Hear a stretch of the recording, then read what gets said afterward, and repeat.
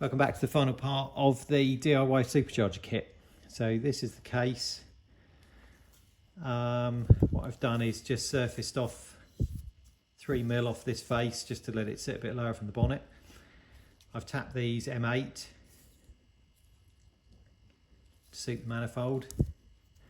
Just run a needle file over the edges inside, make sure there's no sharp edges. We're going to run some polyester sealant across this area because we don't want to get heat into these bearings that are inside. So we're just going to run Sikaflex type sealant across there and clean everything off. Again, the weld's not pretty, but it's all about low distortion, low heat into this case so that it still fits back together as one piece and the rotors turn. There's no high points or high spots. So everything needs to be cleaned. There's a plastic coupling which fits on these prongs, which is on there. Just make sure there's no play in those, no elongation of the holes. Make sure when you turn the bearing here it's quiet and there's no vibration that you can feel as you rotate it. The rotor pack, make sure there's no scoring on that, there's no chips, just so it's in the best condition possible to go together. So once the parts are cleaned, assemble them just dry, just to make sure that everything fits and the rotors turn without any interference with the case. The gearbox area here, that has 2 gears in it to drive the rotors. You'll need to put 200ml of supercharger oil in there. That's available from me. And then seal this with Loctite 574 or similar on the mating faces. There's no gasket. And tilt the bolt up. That's once it's ready for final assembly. Another couple of things to think about is measuring boost. So this area below the rotors is where you want to get your boost measurement from, and also you can run to your vacuum advance on your distributor. For that I use a hole that I've threaded here, M6, for a M6 PC4 fitting, which is a little push-in pneumatic type fitting, and that uses 4mm nylon hose. Just pushes together, locks in place and seals. Just press the collar to release. So that fitting just screws in the case there. And then if you're running a brake servo, on the top here, I've threaded this 1/4 inch BSP taper for a right angle fitting, which screws in there, which will give you your vacuum for your brake servo. The cup bearings at the other end of the rotor will require a fully synthetic high performance grease. That is available. You can usually find listings on eBay for supercharger bearing cup grease. That has about a teaspoon of this special type grease in the cup bearings, which are sealed one end, and that's what the other end of the rotors are supported by in that end of the case. Next is strip it down, final clean and paint.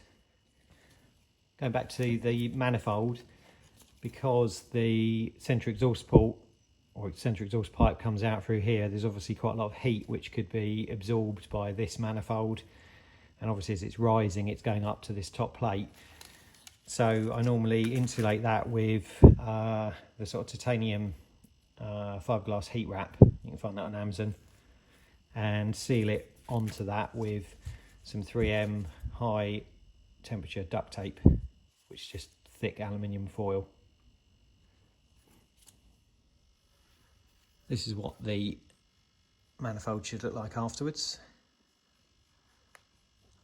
When you do this, you need to wet the fiberglass titanium heat wrap because it gives off a lot of fibres. If you soak it in water first, it holds those fibres, but obviously gloves and goggles when you're doing that. So that's how the manifold looks now.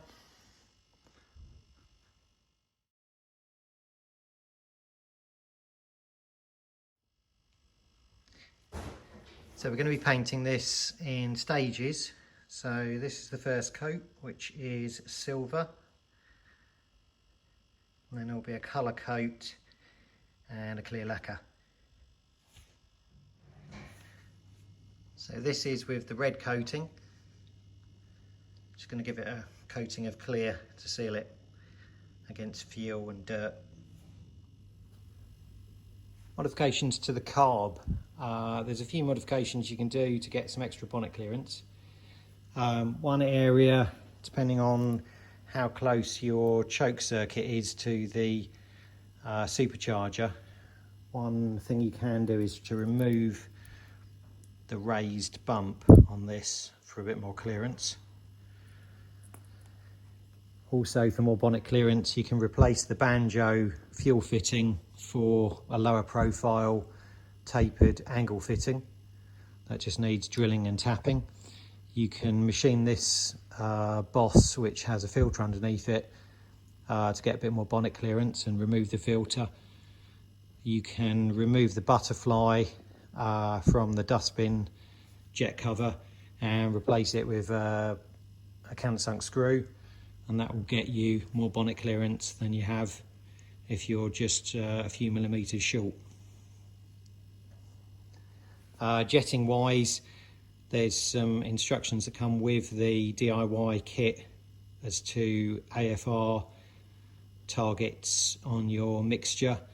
Best to run the carb that you've got as it is, to then decide what needs to be changed to suit, until you've got some base figures. With an AFR gauge, something like an AEM gauge, it's just very difficult to make any adjustments unless you have base settings already. So yeah, if you have an AFR gauge, you can get some base settings and then work from that point onwards. The tensioner pulley supplied needs to be mounted with a spacer at the back and a spacer here, and a 90mm stud to go into the casing, and then that just swings into contact with the belt. So this is the finish after some clear coat.